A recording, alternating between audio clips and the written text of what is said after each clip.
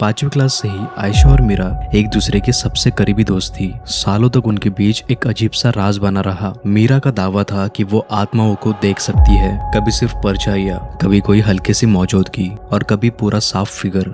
आयशा बचपन में मीरा के मुंह से ये सब सुन लेती थी। उसे डर लगता था, पर मीरा हमेशा बिल्कुल शांत रहती। 2 साल तक दोनों की मुलाकात नहीं हुई। फिर एक गर्मी की छुट्टियों में आयशा वापस पुणे आ गई और दोनों फिर से मिले। उन्हें मिलके कुछ ऐसा लगा कि कुछ बदला ही ना हो। एक शाम आयशा के घर कोई नहीं था, उसके साथ मीरा भी थी। घर के रूम में पुराना टीवी रखा था और दोनों सोफे पर बैठ के बातें कर रहे थे। तभी आयशा आदत से मजबूर मस्ती में पूछ लिया, यहाँ भी कोई भूत वगैरह दिख रहा है क्या? मीरा ने बिना हंसी, बिना ज्यादा एक्सप्रेशन के कहा, हाँ 2-3 तो है, और एक बूढ़ी औरत तुम्हारे माँ के बेडरूम के बाहर खड़ी है। आयशा ने पहले तो उस बात को मजाक में ले लिया, पर मीरा के लफ्जों में एक अजीब सा ठहराव था, ना ड्रामा ना कोई डर। आयशा को याद आया कि बचपन में मीरा भी इसी तरह कामली चीजों को बताती थी, जैसे वो दुनिया का सबसे नॉर्मल एक्सपीरियंस हो। आयशा ने डिटेल्स पूछनी शुरू की। मीरा ने धीरे से कहा, ये लेडी काफी बुजुर्ग है, शायद तुम्हारी फैमिली साइड से ही है, लगता है नॉर्थ इंडिया से थी। आयशा का दिल एक सेकंड के लिए रुक गया।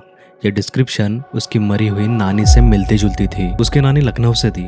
उसका स्वभाव काफी शांत था, जिसके बारे में घर में कभी कभी बातें होती थी। पर आयशा ने तुरंत अपने आप को समझाया कि ये शायद कोइंसिडेंस होगा। और मीरा को आयशा के परिवार के बारे में कुछ बेसिक चीजें पता थी, लेकिन फिर भी क्यूरियोसिटी रुकी नहीं। आयशा ने मुश्किल और स्पेसिफिक सवाल पूछने शुरू किए, जो सिर्फ उनको परिवार वालों को ही पता थी। नानी के पति का नाम, उनकी जिंदगी की एक खास आदत, आयशा को मिला हुआ एक छोटा बचपन का गिफ्ट, और कौन से उनके बच्चे अभी जिंदा है। मेरा एक एक सवाल का जवाब देती गई, बिना रुके, बिना सोचे, बिना गलती किए। आयशा का गला सूखने लगा। रूम की हवा में थोड़ी सी बेचैनी घुल गई थी। टीवी की लाइट मीरा के चेहरे पर पड़ रही थी। आखिरी सवाल पर आयशा ने घर में लगे एक पोर्ट्रेट के ऊपर इशारा किया और पूछा, कौन सी बेटी सबसे ज्यादा शरारती थी? मीरा ने पोर्ट्रेट को देखा भी नहीं, बस एक पल रुककर सीधा जवाब दे दिया, और वो भी एकदम सही जवाब। इस बार आयशा का दिल काफी जोर से धड़कने लगा, क्योंकि ये कुछ कोइंसिडेंस नहीं लग रहा था। लेकिन फिर भी उसका दिमाग लॉजिक ढूंढने की कोशिश कर रहा था। कहीं मीरा ने उसका पुराना एल्बम देख लिया होगा, शायद माँ और वो बातें कर रहे थे,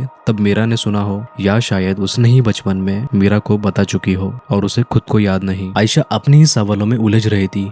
तभी मीरा ने धीरे से कहा, एक और आदमी भी है और वो बात करना चाहता है। ये सुन के रूम में और भी ज्यादा डर का माहौल बन चुका था। आयशा काफी कंफ्यूज थी।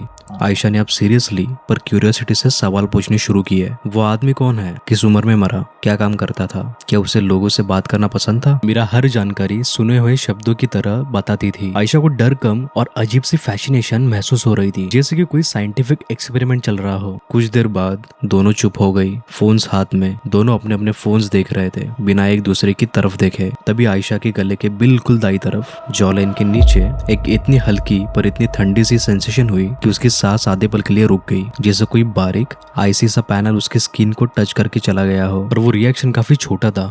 आयशा ने उसको हवा का झोंका समझकर इग्नोर कर दिया। 2 सेकंड के बाद मीरा ने हल्के से ऊपर देखा और आयशा की तरफ उंगली करके पॉइंट करने लगी। उस आदमी ने तुम्हारे गर्दन को टच किया, एकदम वही स्पॉट, एकदम वही जगह उसने पॉइंट किया। रूम की हवा एकदम से भारी हो गई। आयशा का दिल जोर से धड़कने लगा। उसने जो सुना उसके ऊपर उसका विश्वास ही नहीं बैठ रहा था। कुछ चीजें साइंस से समझ में आती है, लेकिन कुछ चीजें ऐसी होती है जो हम शायद ही जानना चाहते हो। उस रात के बाद आयशा के लिए दुनिया वैसी नहीं रही। वो अब भी लॉजिक को पकड़ कर रखती है। उसका मन कहता है कि दिमाग इल्यूजन बनाता है, पर जब लोग अपने एक्सपीरियंस बताते हैं उसका नजरिया बदल जाता है। वो उनकी बात को लाइटली नहीं लेती। लेकिन कभी भी उसको किसी भी चीज का अटेंशन नहीं था, मतलब लोगों का कभी भी अटेंशन नहीं था, या फिर उसको पैसे नहीं चाहिए थे। उसका हमेशा बात करने का तरीका थोड़ा डाउन रहता था, थोड़ा अनॉयड रहता था। शायद मीरा ये सारी चीजें देख देख कर एकदम थक चुकी थी। आयशा को एक बात अच्छी लगती थी कि मीरा कभी किसी को इम्प्रेस करने की कोशिश नहीं करती थी। वो उन लोगों में से नहीं थी जो पाम रीडिंग करके बहुत सारे पैसे छाप लेते हैं। वो बस इन सब में फंसी हुई थी। अगर वो सच में इस चीज में फंसी है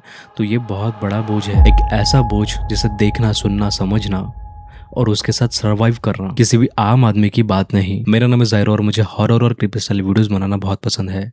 अगर आपको भी इन सारे वीडियोस में दिलचस्पी है तो मेरे चैनल को ज़रूर सब्सक्राइब कीजिए। और ये कहानियाँ भी भेजी थी हमारे सब्सक्राइबर ने, तो अगर आप भी चाहते हो कि आपकी कहानी मैं मेरे वीडियोज़ में बताऊँ, डिस्क्रिप्शन में एक email ID दिया है, उस email ID पर आप अपनी कहानी मुझे भेज सकते हो।